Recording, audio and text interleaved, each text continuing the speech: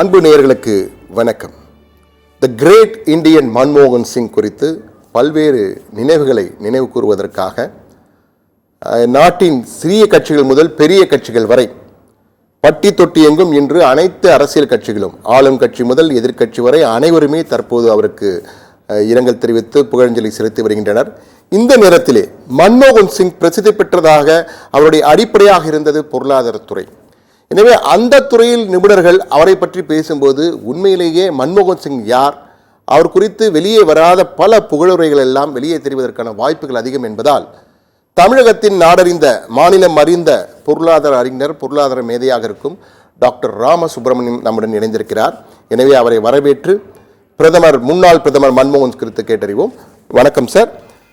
வணக்கம் சார். வணக்கம் சார். அதாவது பல பிரதமர்கள் இருந்திருக்காங்க, பல பிரதமர்கள் மிக சிறந்த பிரதமர்களாக இருந்திருக்காங்க. ஆனால் மன்மோகன் சிங் இந்த பிரதமர்கள் பட்டியலில் பார்த்தீங்கன்னா இவர் மட்டும் தனித்து தெரிகிறார். இந்த பிரதமர்கள் பட்டியலே தனித்து மன்மோகன் சிங் மட்டும் தெரிவதற்கு என்ன காரணம் சார்? முதல்ல நம்முடைய முன்னாள் பாரத பிரதமர் இறந்ததற்கு என்னுடைய மனமார்ந்த இரங்கல்களை தெரிவித்துக் கொடுக்கிறேன். அவர் குடும்பத்தாருக்கு நான் சொல்ற கேட்கிறதா தெரியறதா தெரியல. இருந்தாலும் கூட ஒரு இந்திய குடிமகன் என்ற வகையில என்னுடைய சிறந்தாழ்ந்த வணக்கங்களை அந்த மாபெரும் தலைவருக்கு தெரிவிக்க வேண்டிய என்னுடைய கடமை என்று நான் கருதுகிறேன். கொஞ்சம் எக்கோ இருக்கு, அதை சரி பண்ண சொல்லுங்க. இப்ப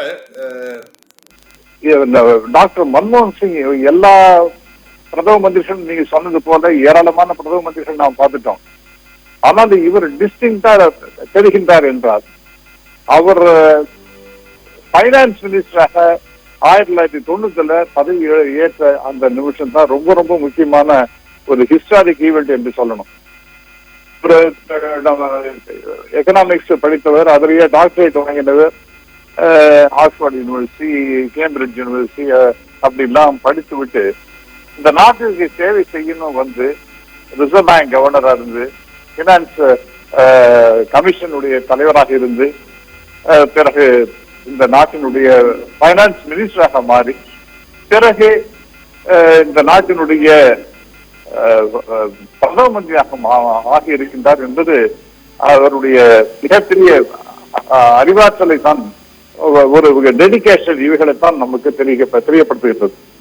முதல்ல நீங்க பாத்தீங்கன்னா 1991 நான் சொன்னேன், அது லைசன்ஸ் ராஜ் அப்படிங்கிற ஒரு மிக மோசமான நேரம். அதாவது நம்முடைய நாட்டினுடைய பொருளாதாரமே வளர முடியாத அளவிற்கு மிகப்பெரிய அளவிற்கு பிரச்சனைகள் உருவாக்கி கொண்டிருந்த நேரம். அதாவது நம்மளால 3%, 4% அதுக்கு மேல குரோத்தே இல்லை.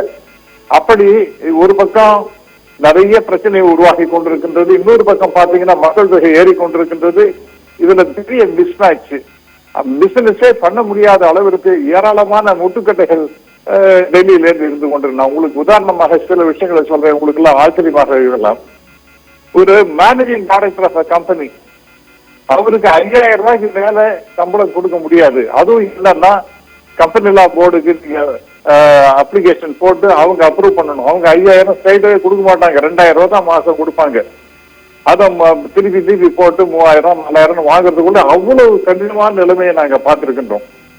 ஆகவே இது ரொம்ப ஒருத்தருக்கு 5000 ரூபாய் கூட கிடையாது, 2000, 3000 அப்படி எல்லாம் இருந்ததுன்னா எப்படி சார் அந்த மேனேஜிங் டைரக்டர் இந்த கம்பெனிக்காக வேலை செய்வார்? நான் சொல்றது என்னன்னா, இன்க்ளூடிங் ஈவன் அம்பானிக்கு 5000 ரூபாய் வாங்குறதுக்கு தான் பெரிய கஷ்டம். அவருக்கு மேக்சிமம் சம்பளம் அப்பெல்லாம் கம்பெனி லா போர்டு அப்ரூவ் பண்ணி 5000 ரூபாய் மாசத்துக்கு வந்து